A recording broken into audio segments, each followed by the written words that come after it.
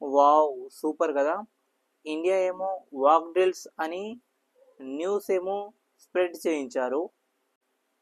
పాకిస్తాన్ వాళ్ళేమో just walk డ్రిల్సే కదా, ఇంకా ప్రిపేర్ అవుతున్నారు కదా, అండ్ ఇంకా టైం ఉంది కదా అనేసి హాయిగా పాకిస్తాన్ వాళ్ళు రిలాక్స్ అవుతున్నారు.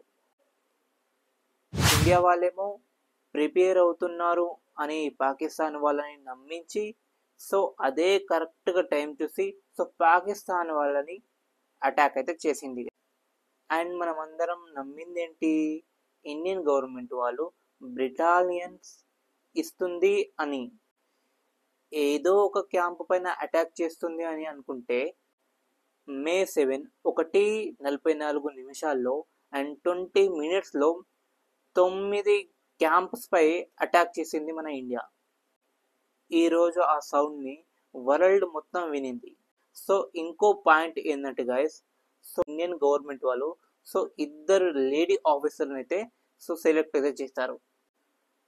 మన ఇండియన్ గవర్నమెంట్ వాళ్ళు ఆపరేషన్ సింధూర్ అని ఒక ఆపరేషన్ చేస్తున్నారు కదా, సో అది ఆ ఆపరేషన్కి ఇద్దరు లేడీస్ని అయితే వాళ్ళు సెలెక్ట్ అయితే చేశారు. మరి ఇద్దరు లేడీస్ని ఎందుకు సెలెక్ట్ చేశారు అంటే, ఇంతకుముందు కాశ్మీర్లో జరిగిన కాల్పుల్లో అండ్ మన ఇండియన్ వాళ్ళు చనిపోయారు కదా, సో ఇండియన్ వాళ్ళు చనిపోయినప్పుడు వాళ్ళు పాకిస్తాన్ వాళ్ళు మీ మోడీకి వెళ్ళి చెప్పండి అని పాకిస్తాన్ వాళ్ళు అన్నారు కదా, సో అది దానికి రివెంజ్గా ఇప్పుడు ఇండియన్ గవర్నమెంట్ వాళ్ళు ఇద్దరు లేడీ ఆఫీస్ని అయితే ఆపరేషన్ సింధూర్కి అయితే పంపించారు అండ్ సెలెక్ట్ అయితే చేశారు గైస్. సో దీంట్లో మంచి పాయింట్ ఏంటంటే, ఇద్దరు లేడీస్లో ఒక ఆమె ముస్లిం.